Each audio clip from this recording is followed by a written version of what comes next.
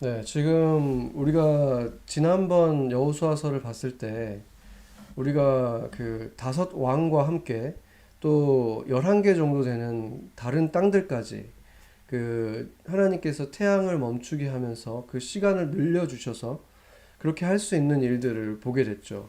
그 엄청난 일이 있었습니다. 네, 그 엄청난 승리를 얻고 많은 땅을 차지한 이스라엘은 이제 그 나머지 가나안 족속들에게 엄청난 위협이 된 것이죠. 그래서 그들이 지금 그때 예루살렘 왕까지 쳤기 때문에 어느 정도 지금 이스라엘 전체에서 봤을 때 중간 이상까지 지금 올라와서 그 땅을 차지한 것이죠. 그래서 그 이제 그들이 그렇게 올라오고 북진하고 있었기 때문에 이제 더 북쪽에 있는 이 왕국들이 이제 다 이제 모여서 이스라엘을 공격하려고 했습니다.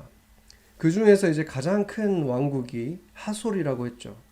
하솔이라는 이 나라의 왕은 나중에 사사기에도 또 이 등장을 하는데 야빈이라고 하죠. 이 야빈이라는 것이 사람의 이름이 아니라 그 이집트의 왕을 파라오라고 부르는 것처럼 야빈이라는 것도 그 칭호인 것입니다. 그래서 굉장히 강력한 왕국이었고 그 주변에 있던 다른 모든 그 여기에 언급이 된 부족들도 있고 그냥 언급 이름 자체도 언급이 안 된 그 그쪽에 있는 모든 족속들이 다 하나의 엄청난 연합군을 이루었는데 그 숫자가 얼마나 많았던지 해변에 모래같이 많았다 이렇게 말을 하죠. 그래서 그 해변에 모래처럼 많고 말과 병거들도 심이 많은 그 엄청난 대군과 이제 이스라엘이 맞붙게 됩니다. 그러니까 이것이 지금 이스라엘이 지금까지 했던 모든 전투보다도 더 큰 전투죠. 거의 이제 운명을 건 전투가 그리고 사실상 이렇게 큰 전투는 이게 이제 또 마지막이 되죠. 나중에는 이제 어떻게 보면 그 잔당들을 처리하는 그런 식이기 때문에 이렇게 연합군과 함께 대전을 벌리는 것은 이것이 마지막이라고 또 볼 수 있습니다. 지금까지 우리가 그 여호수아서는 특히나 이제 그 이 가나안 땅을 정복기잖아요. 정복하는 정복기이기 때문에 계속해서 전쟁들이 등장을 했죠.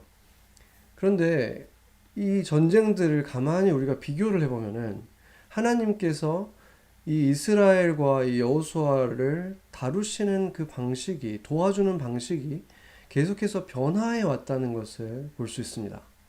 처음에 그 여리고성을 그 탈취할 때 여러분도 기억하시겠지만 그때 당시에 그들은 거의 아무것도 한 게 없죠. 그냥 하나님이 하라는 대로 매일 가서 한 바퀴씩 돌다가 마지막에 7번 돌고 그냥 소리를 질렀는데 이게 무너져 내리고 그냥 이제 나중에는 그냥 불사르고 하기만 하면 됐잖아요. 그렇기 때문에 거의 그들의 전쟁이라고 보기 어려운 수준이었습니다. 이 여리고 전쟁은 그냥 하나님께서 다 하셨다고 볼 수 있죠. 그거에 비해서 이제 그 두 번째 전쟁이 아이성 전투인데 아이성 전투 같은 경우는 자기들이 먼저 해볼 수 있다고 생각했죠. 이 여리고성을 쉽게 이기고 나서 저 정도 작은 성은 우리가 몇 명만 한 3만 명만 보내면 충분히 할 수 있다. 이렇게 생각해서 보냈다가 완전히 대패를 하고 그러고 나서 이제 하나님께 다시 이제 회개하고 나아갔을 때 하나님이 정말 구체적으로 어디를 통해서 어떻게 공격하고 또 누구는 잠복해 있고 복병과 이 모든 거를 완전히 이렇게 플랜을 해주십니다. 그러니까 거의 그 체스판의 말처럼 이스라엘은 그냥 움직인 거예요. 하나님이 그냥 하라는 대로 그냥 해서 그 승리를 거두게 되죠. 그리고 나서 이제 우리가 지난번에 봤던 가나안의 다섯 왕과 그들을 따르는 다른 성주들과의 이 연합군과의 전투를 보면은 특징들이 몇 가지 있었죠. 먼저 그 전쟁 자체의 시작은 그 기브온 때문에 시작됩니다. 이 기브온이라는 사람들이 이 여호수아를 속여서 조약을 맺죠. 조약을 맺고 나서 그들이 이제 위험에 처하니까 도와달라고 해서 이제 이스라엘이 도우러 가는 것입니다. 그런데 그게 하나님이 가라고 해서 한 게 아니라 당연히 이제 하나님을 믿는 백성으로서 약속을 한 건 지켜야 되기 때문에 그들을 도우러 그냥 간 거예요. 근데 가는 길에 이제 하나님께서 이제 약속을 주시죠. 하나님께서 이제 이들을 너희가 물리칠 수 있다. 너희 두려워하지 마라. 이런 용기를 주십니다. 그런데 그 전쟁이 이제 어떤 식으로 진행되는지를 보면, 어, 그 전처럼 하나님께서 뭐 하나하나 다 가르쳐 주신 게 아니죠. 전반적으로는 거의 전면전이었어요. 그냥 싸우는 거예요. 그냥 가서, 그리고 칼날로 직접 그 처리를 하죠. 이 여호수아를 비롯해서 이 장수들이 그들을 다 죽이는 것들을 합니다. 그렇긴 한데 하나님께서 또 엄청난 방식으로 도우시죠. 그들이 숫자가 너무 많으니까 그 시간을 놓치고 나면은 또 이 전쟁이 길어질 수 있는데, 하나님께서 그 태양을 멈추는 놀라운 일을 하셔서 시간을 늘려주셨죠. 그래서 며칠 동안 싸울 거를 하루 만에 물리칠 수 있게 도와주셔서 그들을 거의 진멸하고, 또 그 다음에 이제 그러고도 그 다 물리치지 못한 적군들은 하나님께서 우박을 내려서 그들을 다 멸절시키셨다. 그런데 하나님께서 여기서 이렇게 기록되어 있죠. 그들이 칼로 다 죽이긴 했는데 엄청나게 많은 사람들을 그 적군들을 죽였지만, 그것보다 하나님께서 우박을 내려서 죽인 사람들이 더 많았다. 그러니까 여전히 하나님의 전쟁이었다는 걸 볼 수 있죠. 그렇긴 하지만 어쨌든 이 전쟁은 굳이 말하자면 약간 하이브리드라는 걸 볼 수 있어요. 하나님과 이 여호수아의 이스라엘과 함께 힘을 합쳐서 뭔가 했죠. 하나님이 더 많이 하셨죠. 그런데 이번 전투는 보면, 이 본문에서 보면 사실상 여호수아의 군대가 처음부터 끝까지 그냥 칼로 다 싸워서 승리하는 전쟁입니다. 물론 하나님께서 그 길 가운데서 그들에게 이들을 너희가 내일 이맘때쯤에 다 멸절시킬 것이다, 하나님이 약속을 해주셨죠. 그러니까 그들의 힘으로 한 건 아니에요. 하나님께서 도우셨고 하나님의 능력으로 하긴 했는데, 겉으로 그냥 보자면은 우박이 내렸다거나 뭐 태양이 멈췄다거나 이런 것들이 하나도 없었죠. 성이 뭐 무너져 내린다거나 이런 것이 전혀 없이, 겉으로 보면 그냥 인간들끼리의, 민족들끼리의 전투와 전혀 다를 바가 없었습니다. 그 바다의 모래처럼 많은 숫자의 사람들, 그리고 그 당시로서는 최고의 발달된 최신식 무기라고 할 수 있죠. 그 말과 병거, 그 이집트 군들도 가지고 있었던 거죠. 그 가나안의 그 북부의 그 모든 동맹군들, 그 연합군의 위력을 이 이스라엘 군들이 아무리 의기양양하고 그 많은 승리를 이뤘다곤 해도 자기들의 힘으로 이긴 건 아니죠. 자신들의 전투력으로 그냥 칼로 싸워서 그냥 이긴 건 전혀 아니었고, 그 하나님께서 분명히 승리를 가져다 주셨고 그들을 보호하셨고 이길 수 있게 도우셨지만, 지금까지의 전투와는 분명히 다른 점이 있다는 것입니다. 그냥 전면전으로 그냥 이 민족 대 민족의 전쟁, 누가 봐도 그냥 쳐들어오는 자들과 이 연합군의 전쟁이었어요. 하나님의 개입이 눈에 보이지가 않았다는 거죠. 하나님은 이렇게 여기에서 보면은 그 다른 지금까지 보여주셨던 어떤 굉장히 스펙타클러한 그런 기적들 있잖아요. 슈퍼내추럴하고 그 초자연적인 그런 기적이 아니라, 여기에서는 어떻게 보면 그냥 하나님께서는 그 비하인드 씬에 계시면서 여호수아를 비롯한 모든 그 군인들에게 그 능력을 주시는 거죠. 힘을 주시고 능력을 주셔서 이길 수 있도록 함께 싸우셨지만 드러내시지 않았다는 거예요. 그게 어떤 초자연적인 일로 일어나지가 않았다는 것입니다. 이것이 보여주는 하나님의 성품이 나타나죠. 하나님께서는 어떤 거를 결국에 원하셨는가, 이것을 우리가 볼 수 있습니다. 우리 같은 경우는 저도 마찬가지고 하나님께서 어떤 굉장히 놀라운 방식으로 문제를 해결해 주시기를 원할 때가 많습니다. 정말 그냥 도저히 상상도 할 수 없는 어떤 방식으로 하나님께서 그 스펙타클러하게 기적을 통해서 이루어 주시기를 원하죠. 홍해가 갈라지는 것처럼 일어나길 원합니다. 그런데 여기에서 하나님께서 거의 결론과 같은 그 전쟁으로 가셔서는 그들 안에서 그들과 함께 동행하면서 전쟁을 치러주시는 걸 보면, 하나님이 정말 원하시는 것, 결론적으로 우리에게 원하시는 것은 우리가 그런 기적을 그냥 보면서 하나님이 해주시는 걸 그냥 보는 게 아니라 하나님과 함께 그 기적적인 삶을 살아가는 자들이 되기를 원하신다는 것을 보게 되는 거죠. 하나님께서 직접 어떤 문제를 해결하시기보다는 하나님이 해결하시긴 하지만 우리가 그분의 지혜와 능력을 구하고 그것을 우리가 가지고 우리가 하나님과 함께 하나님이 이루시길 원하시는 일들을 해나가는 것을 하나님께서 너무나 기뻐하신다는 것입니다. 그래서 우리가 요한복음을 보고 있지만 요한복음 14장 12절을 보면은 성경에서 가장 이해하기 어려운 성경 구절 중에 하나가 있습니다. 제가 읽겠습니다. 요한복음 14장 12절인데 내가 진실로 진실로 너에게 이르노니 나를 믿는 자는 내가 하는 일을 그도 할 것이요 또한 그보다 큰 일도 하리니 이는 내가 아버지께로 감이라. 아멘. 예수님께서 물론 하시는 모든 말씀이 다 진리이고 영원한 진리죠. 그런데 그럼에도 불구하고 진실로 진실로 너희에게 이르노니 이것은 굉장히 강조하고 있는 거예요. 너희가 안 믿어지겠지만 이게 정말 진실이다. 이렇게 말씀하시는 거예요. 근데 뭐라고 하신 것입니까?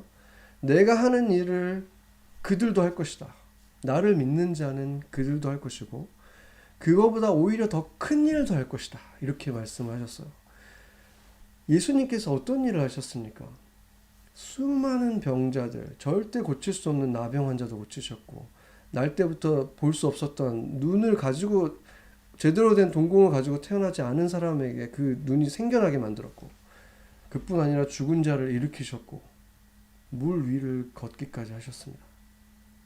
이런 놀라운 일을 하셨는데 그 이후에 그러면 제자들도 예수님이 하신 일보다 더 큰 일을 했는가? 사도행전에 보면 그 사도들이 놀라운 일들을 하긴 하죠. 그들 가운데도 죽은 자를 살리는 일도 있고 많은 병자들을 치유하기도 합니다. 그렇긴 한데 그들이 과연 예수님보다 더 놀라운 일을 했는가? 라고 생각을 하자면은 그렇게 보기는 좀 어렵죠. 왜냐하면 예수님은 거의 항상 그 놀라운 일들이 따라다녔다고 한다면 사도들은 사실상 우리가 그들이 한 일들을 이렇게 압축해서 이 한 권의 책으로 보니까 굉장히 계속 그 일이 있었던 것 같지만 사실상 그들은 감옥에 갇혀 있던 때도 많고 병들어 있었던 때도 있고 끌려다니고 감옥 이렇게 많은 고초들을 겪잖아요. 배고프기도 하고.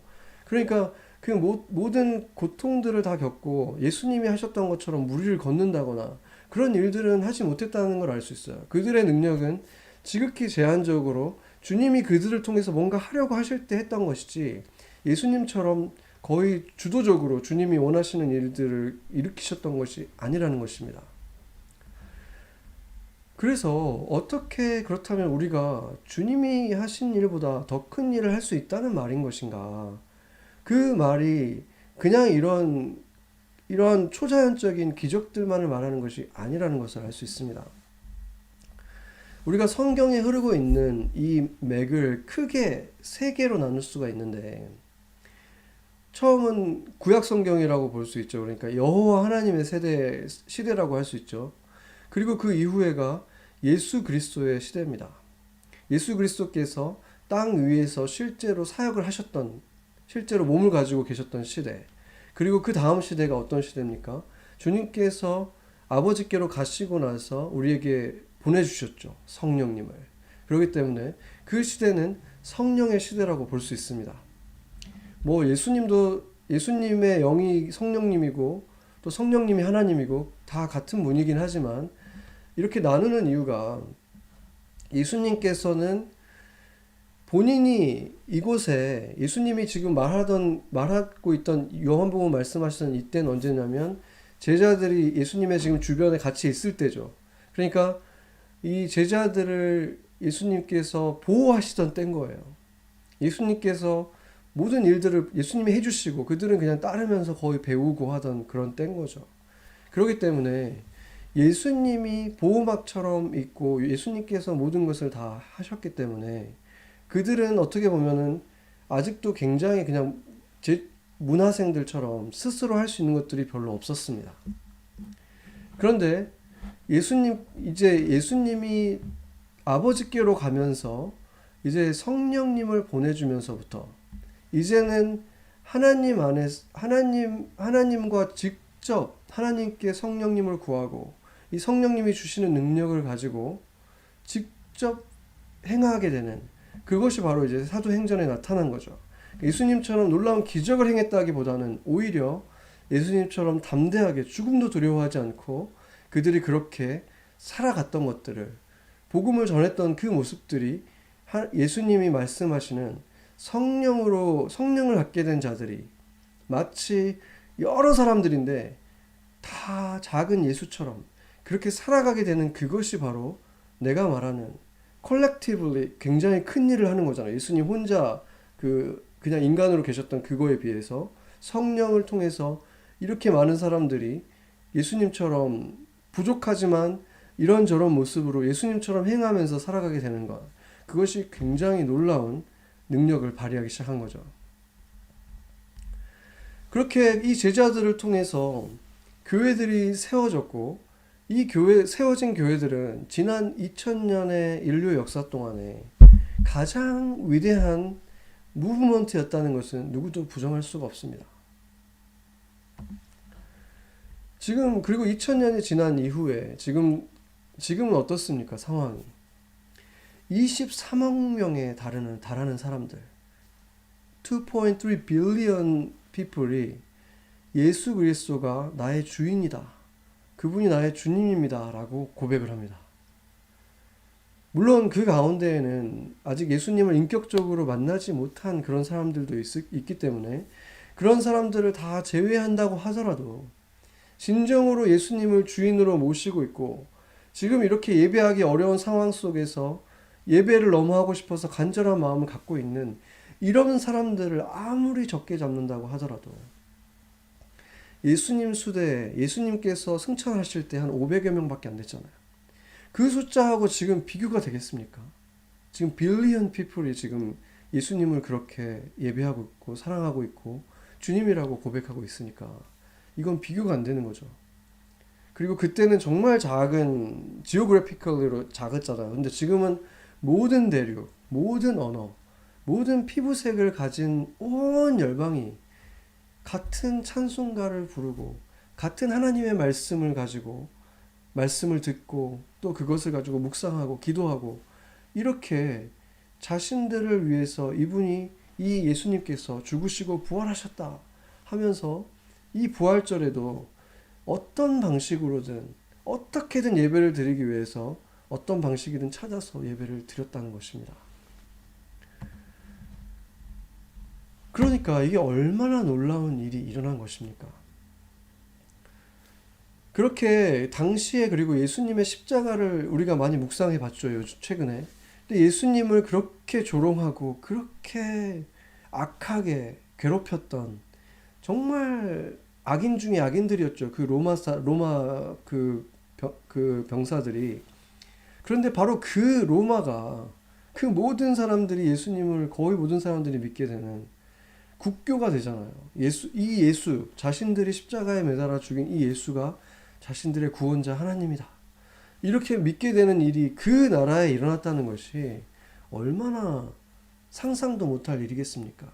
눈앞에서 죽은 자가 살아나는 것만큼이나 놀라운 일이지 않겠습니까? 어쩌면 그거보다 더 상상하기 어려운 일이 일어난 것이죠. 그렇기 때문에 바로 이러한 것들이 예수님께서 내가 지금 한 이 일들보다 더 놀라운 일, 더 큰 일을 하게 될 것이다 하는 것이 바로 이 교회의 태도인 것입니다. 그래서 우리가 죽은 자가 살아나는 것들을 우리가 흔히 예수님이 하셨던 것처럼 우리가 경험하지는 못하죠. 그렇게 자주 경험하지는 못한다고 하지만 영원한 관점에서 생각해보면 하나님의 관점에서 생각해보면 누군가를 우리가 손을 얹고 기도해서 다시 살린다고 하더라도 그 사람은 결국에는 다시 병들고 다시 죽어갈 거 아니겠습니까? 육신의 생명을 그것은 정말 진정한 의미에서 살린 것이 아니라 그냥 얼마간 그 운명을 좀 더 연장해 준 거에 불과한 거죠. 그렇기 때문에 그렇게 누군가를 다시 생명을 좀 연장해 주는 거하고 영원히 살아갈 생명을 주는 거하고는 비교도 되지 않는 일인 것입니다. 바로 그 놀라운 일들을 하기 위해서 주님께서 교회를 세우셨고 교회는 지금 그 놀라운 일을 행하고 있는 것입니다. 하나님께서 이 여호수아와 동행하면서 보여주신 이 모습을 보면은 하나님께서 결국에 이 이스라엘과 함께 하고 싶은 이 일들은 초자연적인 하나님께서 직접적인 어떤 개입과 직접적인 역사보다 이들도 다른 민족처럼 그냥 나가서 전쟁도 하고 직접 칼도 휘둘러야 됐긴 했지만 그럼에도 불구하고 겉으로 보기에는 똑같아 보여도 본질적으로는 완전히 다른 그런 민족이 되기 원하신 거죠. 본질적으로는 그들이 하는 싸움이 아닌 거죠. 그들이 칼을 휘두르고 있고 그들이 걸음을 걷고 있고 나아가고 있지만 결국에 그들이 나갈 수 있는 것은 자신들을 의지하는 것이 아니라 바로 주님을 의지하고 주님의 능력을 의지하고 지혜를 의지하고 그분을 신뢰하는 마음을 가지고 그 전쟁에 나아가고 있는 실제로는 아주 다른 그러한 민족이 그러한 전쟁을 하는 민족이 되기를 주님께서 원하셨다는 것입니다. 그리고 오늘 하나님께서 이 본문에서 또 한 가지 우리가 특이한 주님께서 명령을 하신 것을 볼 수 있는데 이 적군들과 전쟁을 할 때 그 말의 그 뒤에 그 다리를 이렇게 칼로 그으라고 하고 그 병거들을 다 불태워버리라고 합니다. 그러니까 한마디로 그들의 가장 자랑하는 무기죠. 그때 당시 최고의 무기인데 말과 병거 그것들을 다시는 쓸 수 없게 만들어 버리라는 거예요. 다 쓸 수 없게 그냥 버려라. 말도 더 이상 말로써 구실을 할 수 없게 그냥 다 없애버려라. 이렇게 하신 거예요. 그게 얼마나 값비싼 재산이겠습니까? 그리고 그게 뭐 수백 마리 이런 게 아니잖아요. 지금 심이 많았다는 거예요. 지금 모래처럼 해변에 모래처럼 많은 사람들과 거기에 심이 많은 병거들이 있는데 사람들은 그냥 어쨌든 그들은 주님 앞에 무릎 꿇은 자들이 아니기 때문에 그들은 없앤다고 하더라도 이 병거들은 남겨놔도 되잖아요. 지금으로 따지자면 전쟁을 했는데 우리가 한 지역을 차지했는데 거기에 보니까 탱크도 있고 전투기도 있는 거예요. 그게 얼마나 값비싸고 우리에게 정말 좋은 무기가 될 수 있습니까? 그런데 그거를 다 폭발시켜 버리라고 명령을 내리시는 거예요. 왜 그 좋은 강하고 좋은 무기를 버려야 하는가? 여기에 또 한 번 아버지의 마음, 하나님의 마음이 담겨 있습니다. 신명기에 보면은 신명기 17장 16절에 보면은 주님께서 이 왕들에 대해서 지도자들에 대해서 이렇게 말씀을 합니다. 병마들을 많이 두지 말고 이것들을 많이 가지려고 하지 말아라. 많이 갖지도 말고 많이 가지려고 하지도 말아라. 이렇게 말씀을 하세요. 병마들은 군마죠. 그러니까 싸움을 하기 위한 말들인데 이 병마들을 많이 갖지 말라는 거예요. 왜 주님께서는 병마들을 갖지 말라고 하신 것인가? 그 이유가 뭐겠습니까? 병마들을 갖게 되고 그 무기들을 그 최신식 무기들을 많이 갖게 되면 어떤 일이 발생할까요? 너무나 자연스럽게 자신감이 생기겠죠. 우리가 지금 이만한 무기들을 가지고 있는데 내가 지금 저 정도는 내가 해볼 수 있지. 이런 마음이 당연히 생기게 되는 거예요. 의지하게 되는 거예요. 그것이 가진 힘을.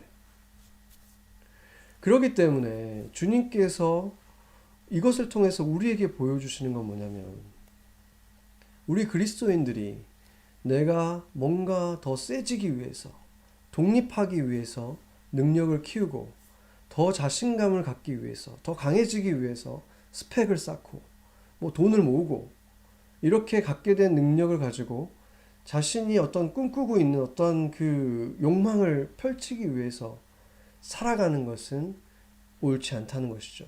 세상의 사람들은 그것이 대부분의 꿈이죠. 내가 능력도 키우고 그것으로 자신감도 키우고 그렇게 해서 내가 더 높은 계단을 올라가고 그것을 통해서 내 꿈을 실현해가고 그것이 세상에 성공한 사람들의 삶의 모습이고 그게 많은 사람들의 꿈이잖아요. 그런데 주님께서는 그렇게 하지 말라는 거예요. 왜냐하면 그것이 선을 넘어가기 시작하면 그 하나님께 의지하던 것을 점점 나도 모르게 그것을 의지하기 시작하게 되기 때문입니다. 그것은 결국에는 하나님께 묻고 싶어 하지 않고 내가 할 수 있으니까 내 힘으로 하려고 하고 하나님에게서 멀어지게 만드는 지름길이 되기 때문인 것입니다. 바로 그렇기 때문에 다윗은 시편에서 이렇게 노래했습니다. 시편 20편 7절을 보면은 어떤 사람은 병거, 어떤 사람은 말을 의지하나 우리는 여호와 우리 하나님의 이름을 자랑하리로다. 아멘. 사람들은 이렇게 병거, 자신들이 가진 어떤 스펙, 자신들이 가진 어떤 능력 이런 것들을 키워서 점점 더 강해지려고 하는데 나는 그런 것들을 의지하지 않고 나는 그 이름을 의지한다. 나는 그 이름을 자랑한다. 이렇게 지금 바울이 노래하고 있습니다. 그렇기 때문에 우리가 생각할 때 저것이 나한테 너무나 꼭 필요한 것이고 저것만 나에게 있으면 내가 훨씬 더 멋지게 하나님의 일을 할 수 있을 것 같고 훨씬 더 멋지게 그리스도의 영광을 올릴 수 있는 멋진 삶을 살 수 있을 것 같고 한 것 같지만 하나님의 눈에는 때로는 그런 것들이 오히려 나를 하나님으로부터 멀어지게 만드는 아주 위험한 미혹이 될 수 있기 때문에 하나님이 우리에게 그 응답하지 않으실 수 있는 것이죠. 좋은 것은 주님께서 원하시는 때 원하는 수준만큼 우리에게 주어질 때 좋은 것이지 내가 보기에 좋은 것을 내가 보기에 좋은 때에 갖는 것이 좋은 것이 아니라는 것입니다. 그렇지 않으면 그 좋은 것들이 결국에는 내가 그것을 더 의지하게 만들고 점점 더 의지하게 만들고 혹시 주님이 저것을 나한테서 뺏어갈까 주님을 경계하게 만들고 혹시 이것을 내 마음대로 쓸 수 있어야 되는데 주님이 못 쓰게 할까봐 주님에 대해서 경계하게 만드는 일들이 일어날 수 있게 되는 거죠. 이것을 포기할 수 없어서 주님에 대해서 경계하게 되는 일이 일어날 수 있다는 것입니다. 그렇기 때문에 때로는 오히려 응답하지 않으시는 기도가 우리를 하나님께 더 의지하는 자로 하나님의 그 붙든 손을 놓지 않는 자로 살게 해주는 축복이 되기도 한다는 것입니다. 세상에서 가장 아름다운 것들이라고 해도 그것이 나를 하나님으로부터 조금이라도 멀어지게 하는 것이라면 그것은 이 병마와 병거와 이 말과 같은 것이 아니겠습니까? 오늘 이 전투 이스라엘이 맞은 일생일대의 가장 큰 전투죠. 지금 셀 수 없는 이 족속들이 지금 그 북방에 있는 모든 족속들이 모여서 지금 전쟁을 치르고 있는데 이 전투에서 주님께서는 지금까지 보이셨던 것처럼 성이 그냥 무너지게 하신다거나 태양이 멈추거나 우박이 내린다거나 이런 일들이 일어나게 하지 않으셨습니다. 모든 적들은 여호수아와 이스라엘 군의 칼날에 쓰러졌습니다. 그동안은 모든 기적과 그런 하나님께서 하시는 일들을 경험하면서 처음에는 완전히 하나님이 하시다가 점점 그들이 참여했고 그 전의 전쟁에서는 거의 하이브리드처럼 하나님의 역사와 그들의 그 함께하는 동역하면서 싸움을 했죠. 그런 과정을 통해서 그들에게 당연히 그들의 어떤 전투력도 상승을 했습니다. 무기도 더 많이 좋아졌고 기술도 훈련이 됐죠. 그런데 그보다 더 중요한 것이 있습니다. 그 시간을 다 겪으면서 그들에게 주어진 것이 뭐냐면 주님에 대한 신뢰, 믿음이 자라난 것입니다.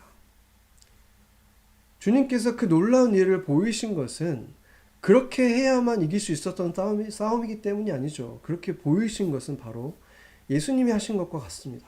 표적인 것입니다. 표적이 무엇입니까? 나를 믿어도 좋다. 내가 믿을 만한 자다.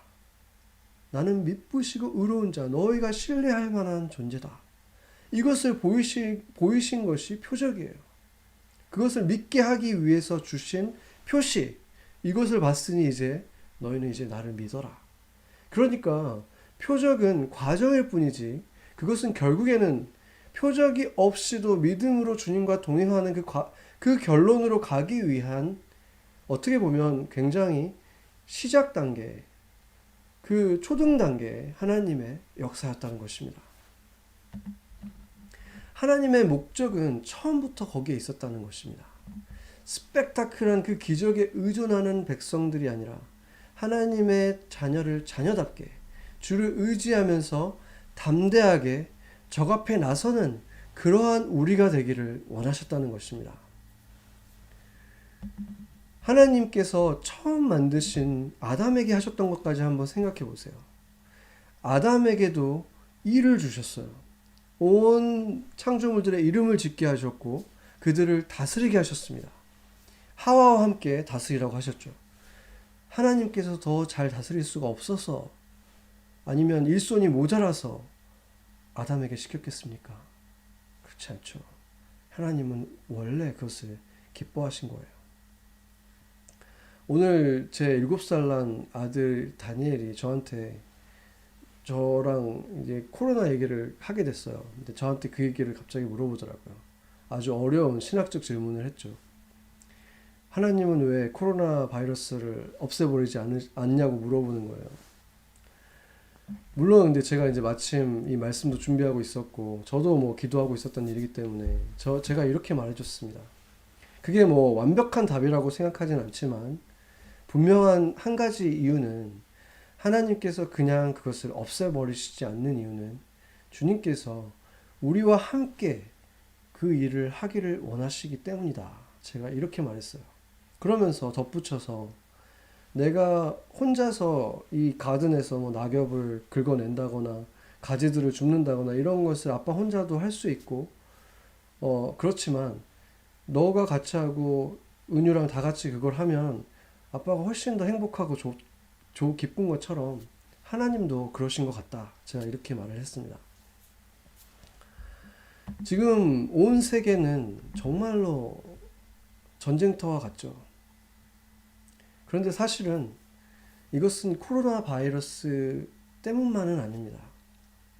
코로나 바이러스라는 것이 가장 큰 지금 이슈가 되고 있고 그것이 정말로 큰 문제이고 많은 사람들이 그걸로 인해서 피해를 받고 죽어가고 있기는 하지만 그 문제의 이면 속에는 자국 우선주의와 서로에 대해서 믿지 못하고 도우려고 하지 않고 하는 그것으로 인한 피해가 어떻게 보면 더 클 수도 있습니다. 이기주의인 것이죠. 그 이기주의가 팽배하고 있던 이 세대를 생각해 봐야 될 것이고 또 이 세대가 가지고 있던 물질 만능주의, 돈이 가장 많은 사람이 가장 존경받는 사람이 되는 것, 이런 물질 만능주의가 너무나 팽배했던 이런 시대. 그리고 또 입에 담고 싶지도 않은 부끄러운 일이지만 어느 순간 많은 사람들이 드러내지 않지만 가지고 있었던 인종주의. 그리고 어느새 서비스업처럼 되어버린 교회의 민낯들. 이러한 것에 대해서 우리는 지금 전쟁을 치르고 있는 것입니다. 그리스도인들도 세상 사람들처럼 병거를 더 갖기를 원하고 병마를 더 갖기를 원하고 아니면 초자연적인 스펙타클한 그런 기적들만 일어나기를 목을 매다가 그 일이 일어나지 않으면 또 실망하고 하나님께 고개를 돌리고 이런 것들이 반복되고 그런데 지금 이러한 전쟁 속에서 주님이 정말 우리에게 보고 싶은 것은 뭐겠습니까? 이 전쟁을 결국에는 승리하게 하실 주님을 신뢰하면서 주님이 과연 내가 지금 뭘 하길 원하시는 걸까? 나와 함께 걷고 싶은 곳은 어디인가? 내 마음이 어디를 향하길 원하실까? 어디에 닿길 원하실까? 그 사람들을 생각하면서 작은 사랑과 관심을 갖고 그것을 표현하고 안부를 묻고 또 혹시 기도해 줄 것이 혹시 없는가? 이런 것을 묻고 그것이 무엇이든지 간에 그것을 주님께 묻고 주님께서 어떤 마음을 주시면 즉시 순종하면서 행하고 하는 그것이 아니겠습니까? 해변에 모래들처럼 그 얼마나 많은 걸 셀 수 없는 거잖아요. 그 무수한 적이 있어도 최신식 무기를 가지고 있고 그 거인 같은 모든 족속들이 모여서 우리를 둘러싸고 있어도 하나님이 함께 하시면 그들은 우리의 상대가 되지 않습니다.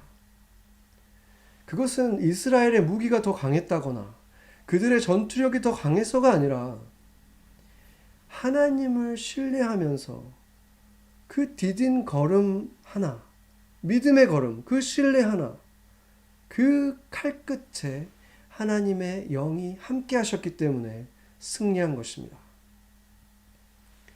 하나님이 우리 같이 평범한 사람들과 함께 걷길 원하는 일들도 세상 사람들이 보기에는 그냥 사람이 하는 일 같이 보일 수 있고 지극히 평범하고 별로 가치 없는 일처럼 보일 수도 있겠지만 사실은 그것이 하나님과 함께하는 일이라면 어떤 일이 되었든지 간에 그것은 영원한 가치를 가지는 일이 되는 것입니다. 지금 하나님께서 여러분과 함께 하고 싶은, 걷고 싶은 평범해 보이지만 영원히 내가 기뻐하게 될 일, 영원히 내가 하나님 안에서 정말 보람을 느낄 그 일, 만족하게 될 그 일은 무엇입니까? 어떠한 기적보다도 하나님께서 나와 함께 이루고 싶은 그 일은 무엇입니까? 그 기적의 걸음은 어디로 향하고 있습니까? 어디로 가길 원하십니까? 그것을 생각해 보면 좋겠습니다. 같이 기도하시겠습니다.